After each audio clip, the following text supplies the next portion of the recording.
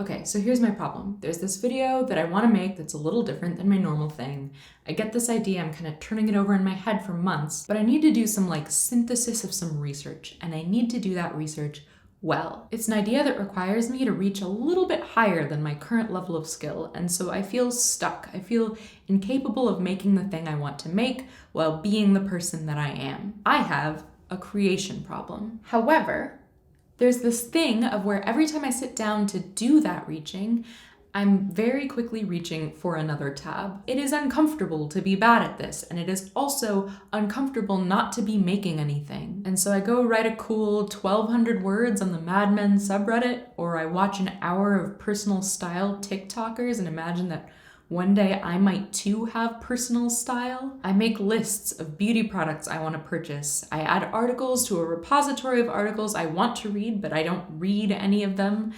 I take a walk where I go to 2 different grocery stores and then I transfer the food that I bought into uniform takeout containers. I play a video game where I build a little cat village. There are no pictures in the game, but I like to click the buttons and see the numbers go up. I think that all these things are attempts to shake a little persimmon of creative satisfaction down from a tree that I am too weak to climb. But unlike the difficult thing that I actually want to be doing, this feels good.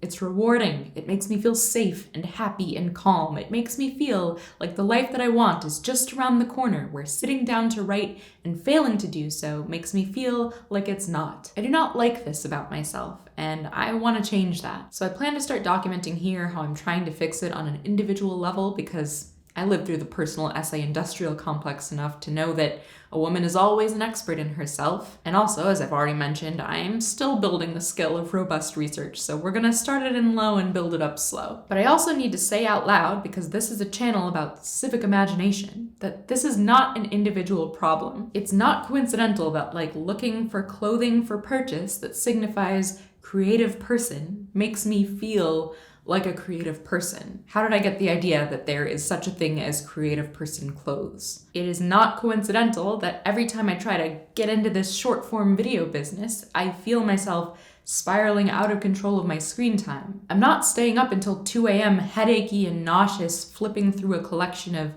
moving images I did not choose because I don't know any better. Otherwise, I could just stop thinking the next purchase is gonna fix me. I could stop bringing my phone into bed in the first place like I know I should and just move forward. If I was the only person in the world trying to hit a creative nail with a consumption hammer, you wouldn't have watched this far into this messy, unstructured, and out of practice video. That it is easier to consume than it is to create is a product of a lot of work by a lot of people, and so I think it's going to take a lot of work by a lot of people to reverse the damage. I'm hoping I can be one of them, because overconsumption is not fun anymore.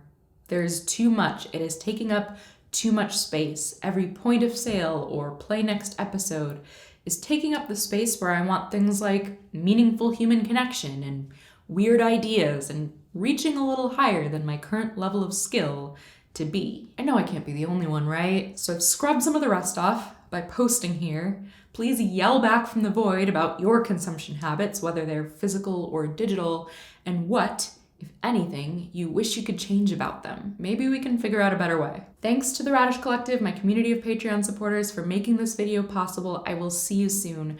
Bye.